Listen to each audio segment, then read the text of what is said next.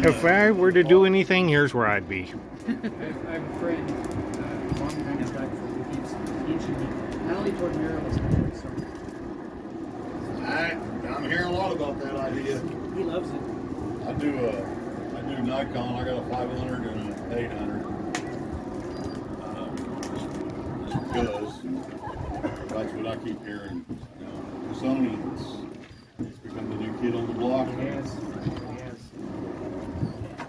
I think what limits me, what slows me down is I like long range. That long range gets expensive in them.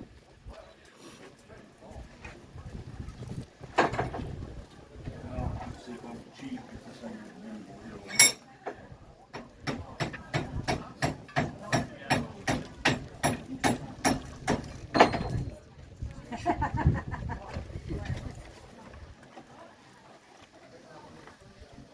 Things you didn't talk about in the 1800s.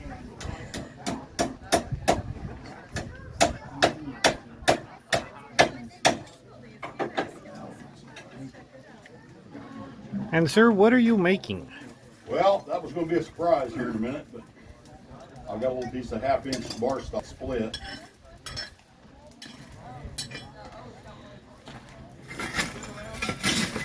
Keep getting lost in the fire on me. Charcoal.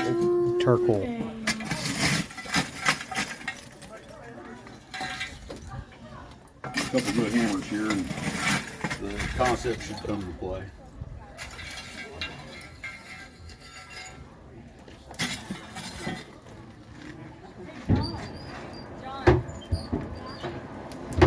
Now, if you watch Townsend's video, he got a pair of billows like that, and what it does is it draws air through the bottom chamber and into the top, and you notice how the top goes down slower, and it pumps it around and into the bottom of here. Now, we're gonna ignore the duct tape over there.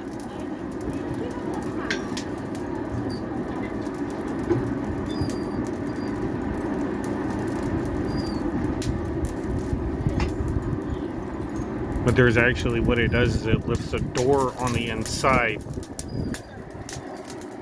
right about where it's nailed right there.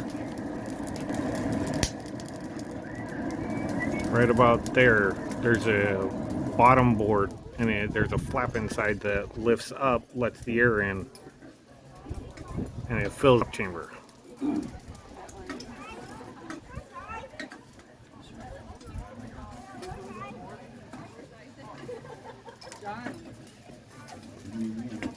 Did you lose it?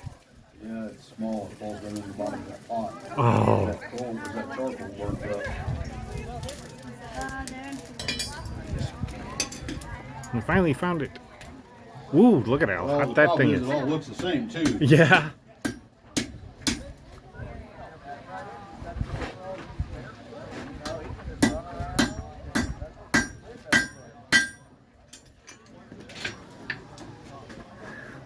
The bad thing about working with tongs too. Yeah. Yeah, you want to reach down and pick it up. It's like, Yeah. No. I like my hands. Yeah, absolutely. Me too. I've become quite adapted to having them there. So, as the concept's working out here, in a simple one piece of square stock, and as soon as I get done shaping it out, we'll cross make all out of a simple square piece of steel. So, simple. We get tired of making twisty hooks like we've got laid out there. To split that, you have Theoretically, you're going to heat it, just as I've been doing this, and with a lot sharper. so you put it on there, then you whack it. You're going to whack it, or as it's easier on the bigger pieces, you can take a regular chisel and I would heat it, and I'm going to split it that way. Okay. And that's traditionally the way they've done it, because prior to this point in time, more than likely, there were very few of these. So, not that saws weren't around, but metal cutting saws were probably pretty limited and probably would have been, quite expensive to get your hands on. Hey, as I was telling some earlier, I was watching a tool show last night and we were talking about the evolution of power tools. And after World War II, when they And Black & Decker was supplying most all the manufacturing plants with their drills to build airplanes with. They let them take them home when the war was over. And so Black & Decker said, hey, we have a need here. And so they started, you know, selling, was one of the things started doing power tools. But prior to that, they were selling power tools that would literally cost somebody 2 or 3 weeks of wages to own a power tool.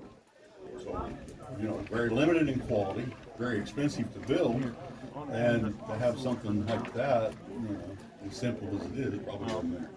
Unless you happen to be on the East Coast with Industrial Revolution going on, and that was already coming around. But for this time period out here, we've been hammering and chiseling everything. So it's steel quality back then was all very comparable. It was all high carbon steel. It's malleable. You can work it. Even in the bigger pieces, the more bigger the piece, the hotter the fire, and you know how much help you got to move it around on the big stuff. I've actually repaired some plow equipment, you know, the lift arms and stuff for the tractor that were all mangled up, and we'll build a fire about 3 times the size of that and get it heat and get the sledgehammers out and put it back into shape. And, you know, it works. It is work, and that's the whole thing about it. So anything that they could do to make life easier, post vise and handle the hammer were them the basic tools for them at the time. So Interesting. they earned what they got. I'll bet. Yes. For sure, absolutely. But again, that's all that was, a little simple, just like I said, just making a little simple cross out of a very basic piece of steel. So, I mean, even something like that could have other applications. You could use it as a mending plate, maybe, as the door latches you see on all the buildings would have been done in a blacksmith shop. We've got, there's a latch assembly that a blacksmith could do pretty easy.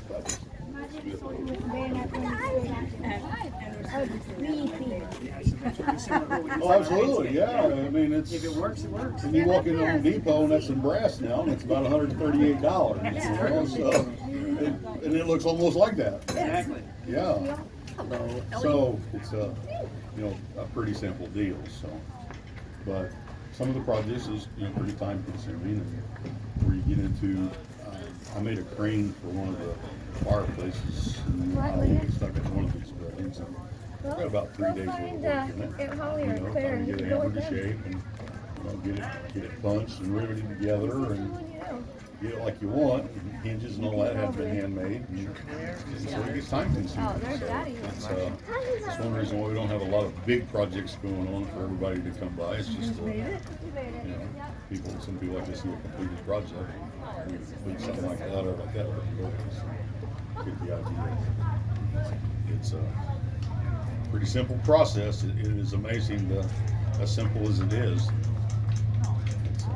We have done everything we can in our power in modern times to make life easier and punch a button and make it happen. It's true. It's true. Well, thank you very much. Hey, I appreciate you coming out. Hope you get a lot of good photos. How are you today? I'm doing really good, sir. Good. These are S-hooks for like hanging Yeah, pots just for hanging a pot or and something stuff on. Yep. This This is the door latch he was talking about. This mounts on the front of the door. Yep. There's a button, and this lifts a handle on the inside bar out of the way so the door can swing open. I've lost my husband. He's found Flint his striker. passion. Oh, yeah. Fire start. I've like totally lost you here, haven't I? Some unique stuff up here. There's a different style latch, 2 or 3 of those up here. Punches and chisels would have been made at the blacksmith shop. Oh, yeah. Files would have been brought in, of course. You can actually make files, but it takes a lot of work. It's a lot of work, yeah. And for them, it'd been easier to bring them in, have them shipped in by, however. And of course, you always have to have the anvil. Oh yeah. The key to life in a blacksmith shop. I made mine out of a railroad track. Yeah. I've got one at home that's made out of railroad iron.